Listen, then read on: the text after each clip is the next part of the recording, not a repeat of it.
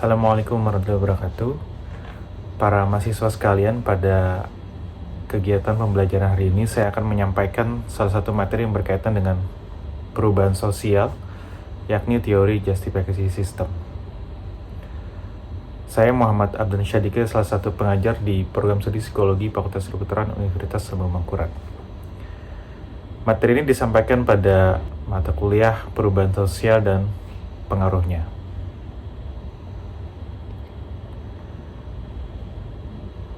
Hari ini saya akan menyampaikan beberapa topik materi, totalnya ada 5. Yang pertama adalah mengenai memahami teori yang mendasari teori justifikasi sistem, kemudian memahami prinsip dasar dan postulat teori justifikasi sistem, memahami perkembangan teori justifikasi sistem, dan nanti kita akan mencoba menganalisis 2 kasus yang berkaitan dengan teori justifikasi sistem, yakni pada isu hukum dan ideologi politik.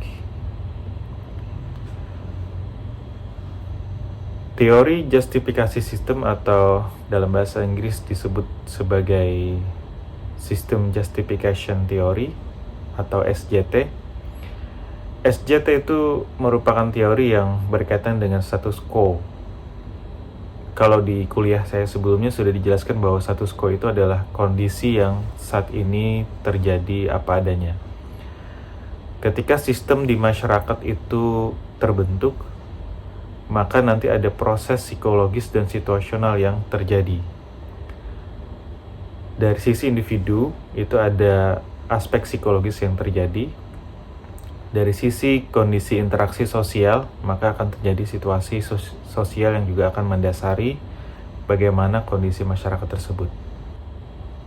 Ketika kondisi tersebut, maka sistem dianggap adil dan stabil. Bayangkan ketika banyak masyarakat merasa bahwa sistem sudah dianggap adil dan stabil, maka masyarakat tersebut dianggap oleh teori SJT membenarkan atau menjustifikasi sistem. SJT merepresentasikan kesadaran diri untuk menjelaskan mengapa orang-orang terlihat begitu adaptif atau mampu menyesuaikan diri dengan status quo tanpa mendorong adanya perubahan atau perbaikan sosial. Sederhananya sebenarnya kalau bicara tentang teori justifikasi sistem, ada sekelompok orang, anggota kelompok masyarakat tertentu yang berusaha membenarkan sistem yang terjadi pada saat itu, dengan harapan tidak terjadi perubahan sosial atau tidak terjadi perubahan status quo, karena status quo yang dirasakan saat itu bersifat adil dan juga stabil. Teori ini dikembangkan oleh John Joss dan juga Mahrazin Baniji. Adapun teori SJT atau sistem justifikasi itu dipengaruhi oleh 5 teori yang akan dijelaskan pada slide ini. Teori yang pertama, teori identitas sosial.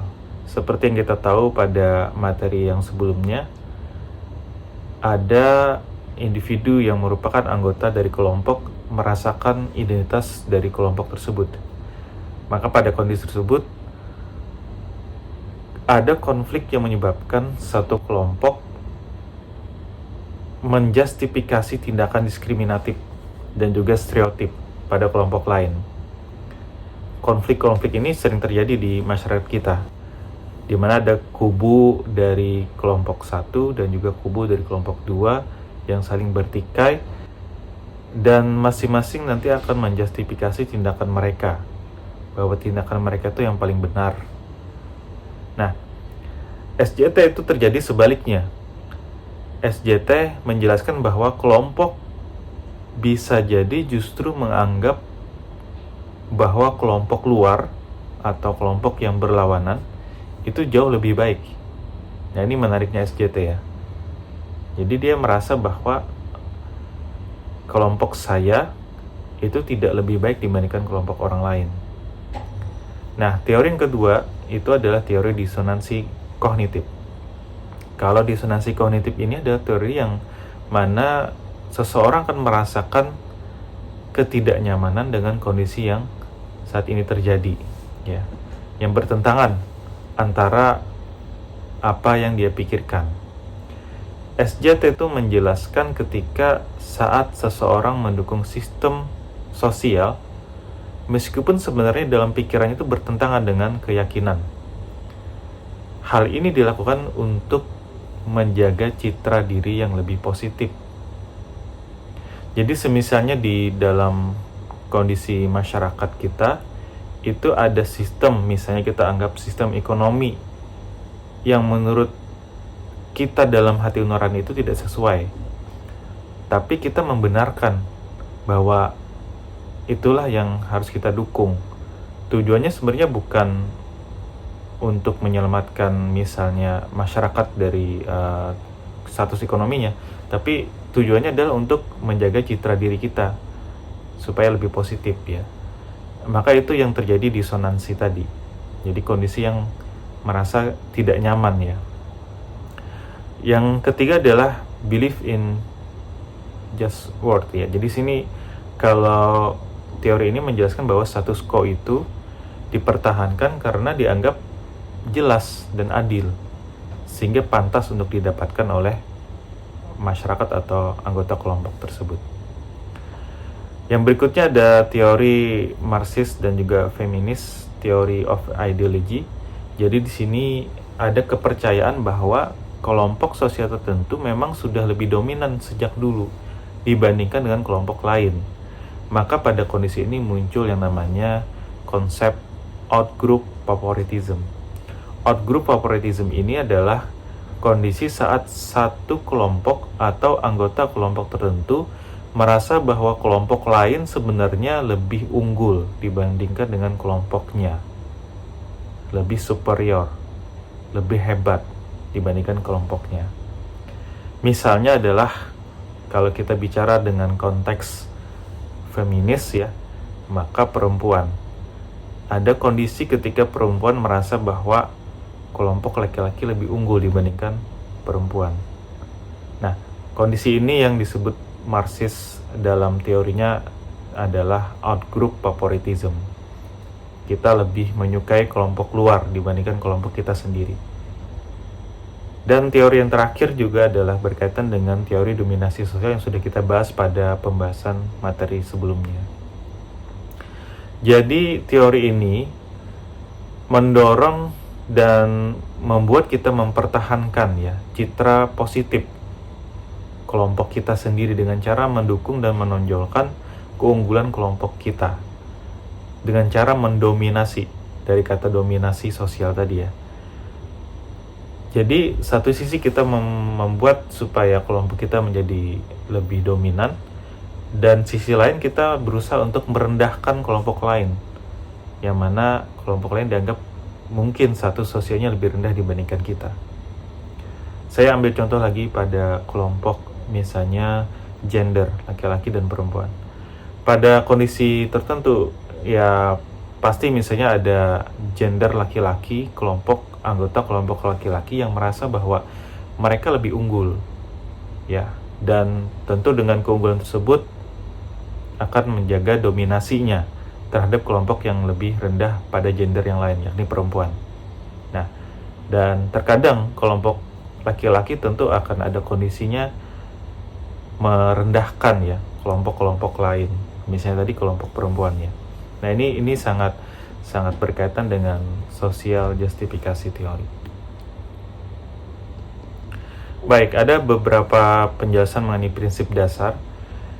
SJT menggambarkan bahwa ada kesadaran diri orang-orang untuk menjelaskan proses justifikasi sebagai motivasi untuk membenarkan status quo dan suatu sistem tanpa berusaha mendorong perubahan dan perbaikan sosial.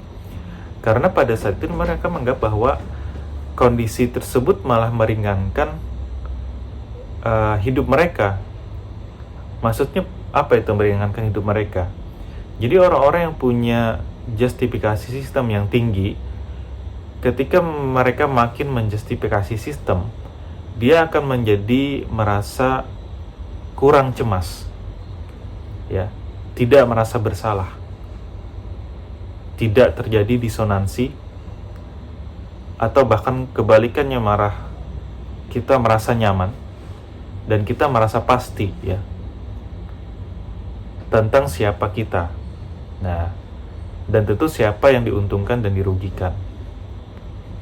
Maka misalnya kita ambil lagi contoh pada kelompok gender perempuan. Jadi ketika gender perempuan itu akan berusaha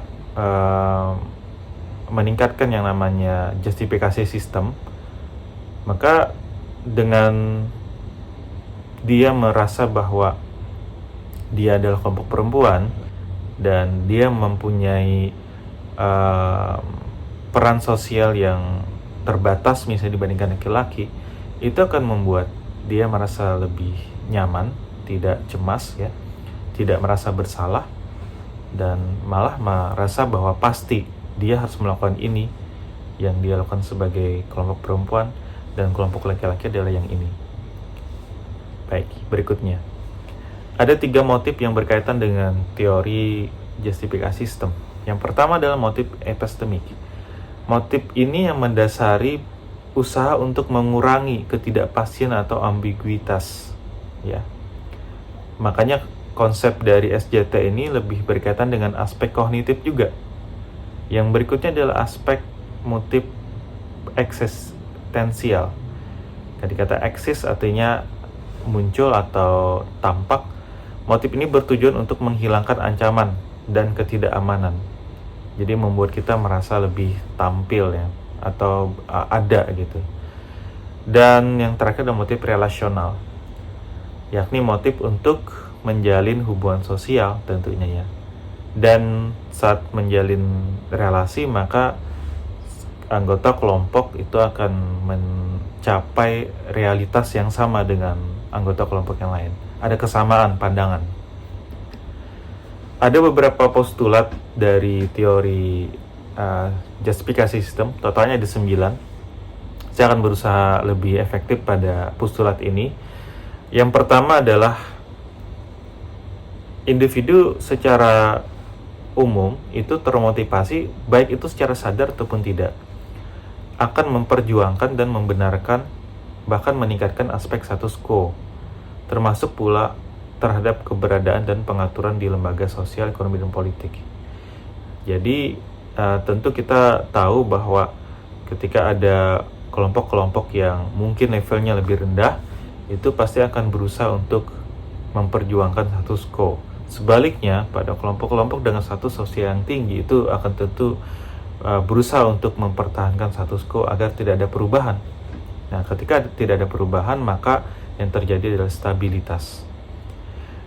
Postulat yang kedua, kekuatan dan ekspresi motivasi sistem justifikasi bervariasi sesuai dengan faktor situasional atau konteks yang terjadi di masyarakat.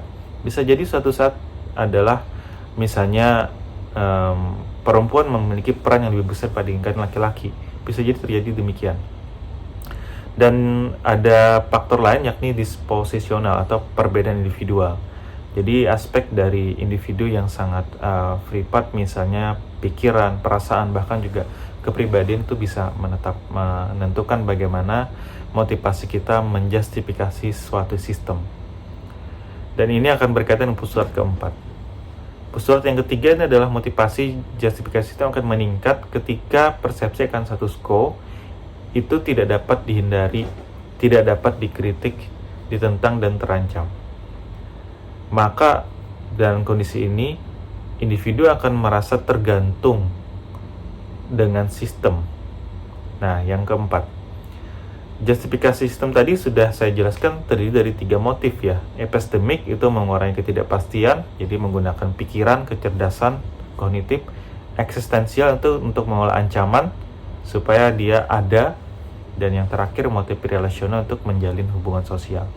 Yang kelima adalah terdapat beberapa hal-hal yang mungkin dapat menjustifikasi sistem, seperti dukungan langsung dari ideologi yang jelas. Nanti kita akan bahas ini lebih jauh pada contoh. Kemudian legitimasi dari sistem dan otoritas, berarti ini kekuasaan. Menghindari kekurangan atau permasalahan sistem, Ya kita berusaha ya, ketika sistem pasti ada yang lemah atau yang kurang, kita tetap berusaha untuk menghindari kekurangan tersebut. Dan yang berikutnya adalah melengkapi stereotip dan juga rasionalisasi. Postulat yang ke-6 itu berkaitan dengan bagi anggota kelompok yang diuntungkan atau sesuai dengan status quo, justifikasi sistem sesuai ego dan motif justifikasi kelompok. Ego berarti dari diri ya, atau kalau kita kenal mungkin kata egois ya, mementingkan diri sendiri gitu, dan motif justifikasi kelompok. Maka semakin tinggi kesesuaian antara dirinya dengan status quo, dia merasa bahwa status quo udah pas, udah adil, udah paling terbaik lah, maka akan semakin tinggi pula harga dirinya. Semakin merasa bahwa kelompoknya lebih unggul, in group favoritism, dan juga kesejahteraan psikologisnya lebih panjang, lebih bagus. Sebaliknya bagi kelompok yang tidak diuntungkan atau tidak sesuai dengan status quo, maka justifikasi sistem akan bertentangan dengan ego mereka, ya, atau kebutuhan pribadi mereka. Motif justifikasi kelompok juga demikian. Nah, maka semakin tinggi pertentangan, semakin tinggi perbedaan, ya, atau keinginan untuk mengubah status quo, atau merasa bahwa status quo itu tidak sesuai dengan dirinya, maka itu akan menyebabkan harga diri rendah, kemudian semakin rendah juga kesukaan atau merasa bahwa kelompoknya itu unggul, dan juga bahkan dapat mengurangi kesejahteraan psikologis. Yang ke-8 adalah justifikasi sistem menyediakan fungsi yang memudahkan dukungan tersebut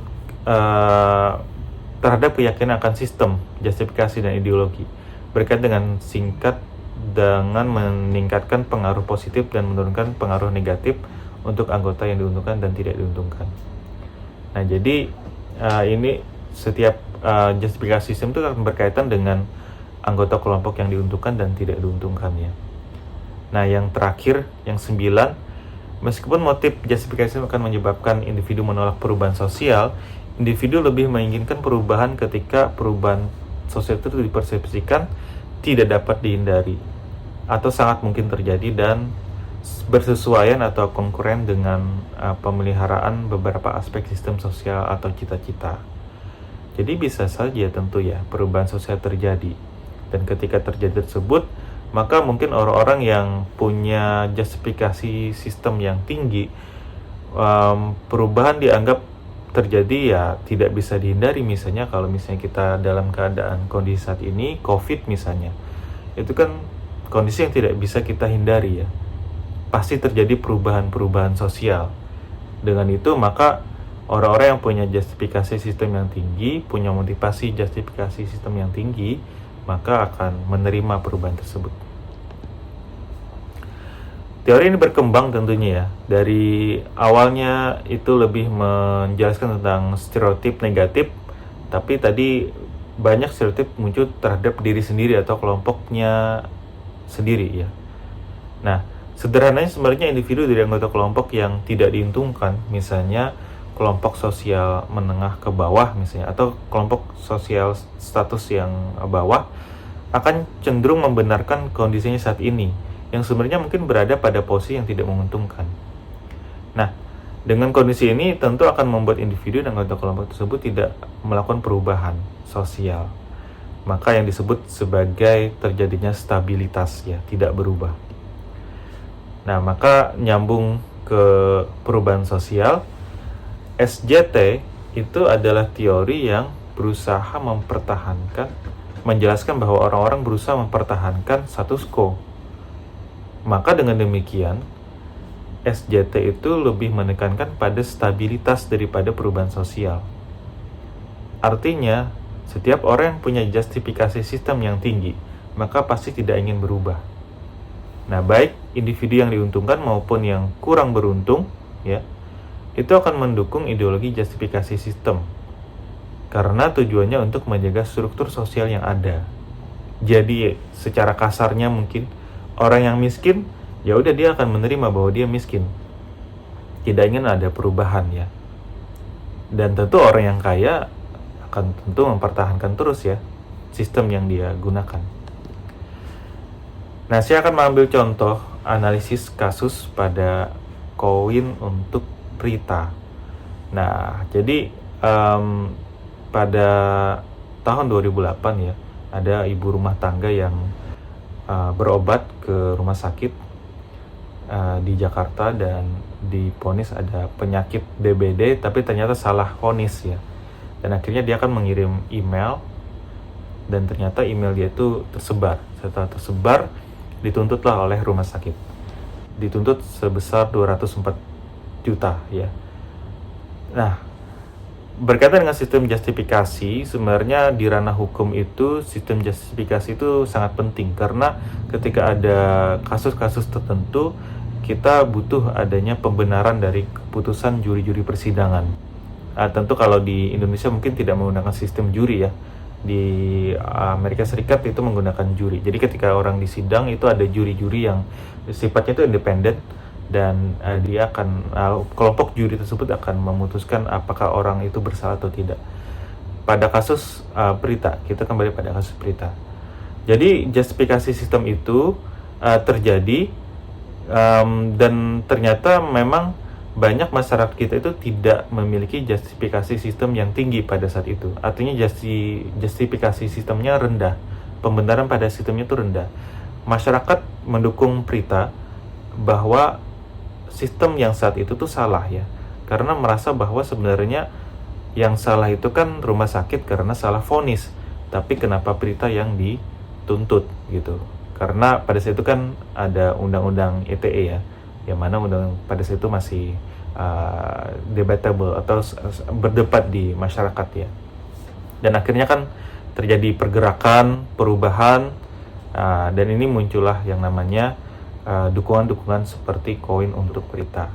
Saya ingin menjelaskan bahwa SJT di sini menekankan bahwa ketika ada orang-orang yang tidak setuju dengan sistem, itu akan terjadi perubahan sosial. Sebaliknya, ketika orang-orang setuju dengan sistem, bayangkan kalau misalnya kasus Prita ini orang-orang merasa bahwa ya udahlah bener aja gitu, Prita patut dihukum misalnya, maka tentu tidak ada perubahan sosial atau terjadi stabilitas ya. Yang berikutnya adalah saya mencontohkan, ini contoh terakhirnya mengenai ideologi politik. Baik, John Joss menyampaikan bahwa SJT itu berkaitan dengan orientasi ideologi yang konservatif. Konservatif itu ditandai dengan orang-orang yang cenderung mempertahankan status quo, tidak ingin berubah, menolak perubahan tentunya, merasionalkan adanya ketimpangan sosial dan ekonomi. Jadi ya udahlah kalau misalnya ada yang kaya ya udah ada yang kaya, ada yang miskin ya biar ada yang miskin ya. Dan juga memiliki justifikasi sistem yang sangat kuat. Di politik Amerika Serikat mungkin sangat kental dua kelompok partai besar, yakni Demokrat, Liberal, Republikan, Konservatif. Kelompok Republikan tentu akan terus mempertahankan status quo, tidak ada perubahan, tidak ingin ada perubahan, bersifat kaku ya. Dan ini artinya justifikasi sistemnya tinggi. Sementara orang Demokrat itu menekankan ada perubahan, kemudian juga menginginkan adanya kesetaraan yang progresif ya. Nah, kalau kita bicara tentang ideologi politik, maka mungkin kita juga harus melihat ranah Indonesia. Tapi Indonesia itu disayangkan ideologinya tidak begitu jelas ya.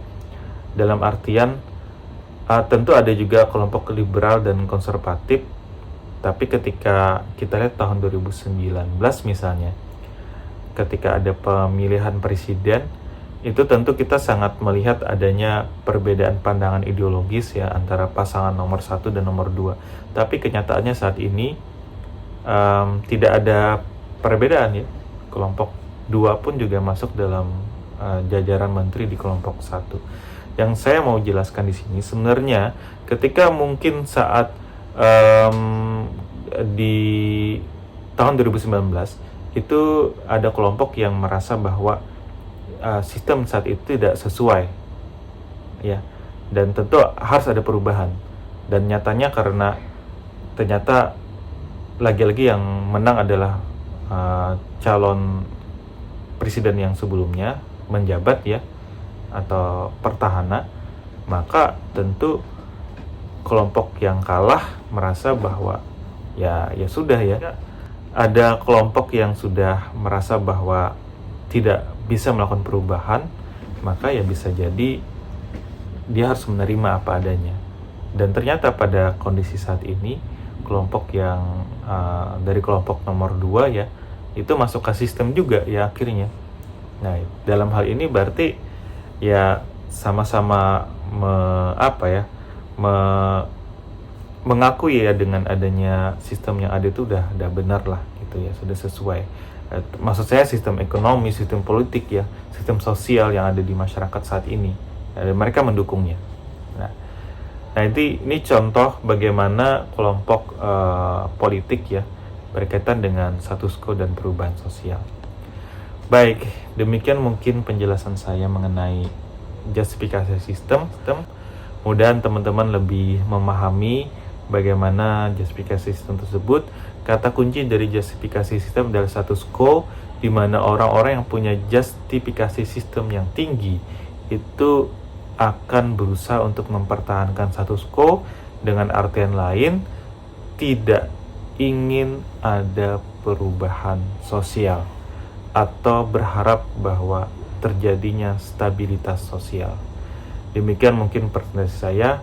Mohon maaf jika ada kekurangan. Selamat belajar.